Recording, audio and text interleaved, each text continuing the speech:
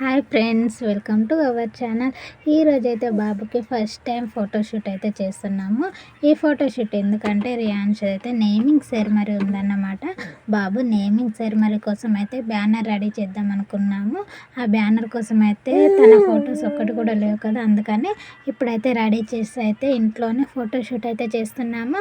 ఇప్పుడైతే బాబుకి స్నానం చేయించి అయితే రెడీ చేయడానికి అయితే వెయిట్ చేస్తున్నాం అన్నమాట. అయితే నేమింగ్ సెరమనీ కోసం తీసుకున్న డ్రెస్నే ఇప్పుడైతే ఫోటోషూట్లో వేద్దాం అనుకుంటున్నాము. ఎందుకంటే ఆ నేమింగ్ సెరమనీలో ఎలా ఉన్నాడో ఇప్పుడు బ్యానర్ పైన కూడా అలానే ఉండాలని అయితే అనుకుంటున్నాము. తన డ్రెస్ ఏంటంటే చిన్న ధోతి షర్ట్ లాగా తీసుకున్నాము. ఎందుకంటే ట్రెడిషనల్గా అలానే బాగుంటాడని అయితే అనిపించింది, అందుకనే ధోతి అలాగే షర్ట్ మోడల్లో అయితే తీసుకున్నాము. ఇప్పుడు అదే డ్రెస్ వేసి అయితే ఫోటోషూట్ అయితే చేస్తున్నాము. ఇందులో ఫోటోగ్రాఫర్ ఎవరో కాదండి, మా హస్బెండ్ ఫొటోస్ అయితే తీస్తాడు. నా మెటర్నిటీ షూట్ కానీ బాబుది ప్రతి ఒక్క ఫోటోషూట్ కానీ తనే తీశాడు. ఫైనల్గా బాబుని రెడీ చేసిన తర్వాత అయితే ఈ విధంగా ఉన్నాడండి. ఎలా ఉన్నాడు అన్నది అయితే కామెంట్ సెక్షన్లో తప్పకుండా షేర్ చేసుకోండి.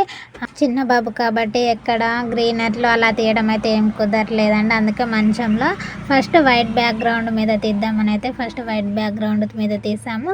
తర్వాత ఎడిటింగ్కి ఈజీగా ఉండాలనేసి అయితే, ఎందుకంటే మా ఇద్దరు ఫొటోస్ మధ్య పెట్టాలని అయితే అనుకున్నాము బాబుని. అందుకని మళ్ళీ గ్రీన్ అయ్యేది ఉంటే అంటే ఇట్లా కట్ చేసుకోవడానికి అయితే బాగుంటుంది అనేసి అయితే ఫస్ట్ వైట్ మీద పెట్టిన తర్వాత మళ్ళీ గ్రీన్ బ్యాక్గ్రౌండ్ అయితే తీసుకున్నాము.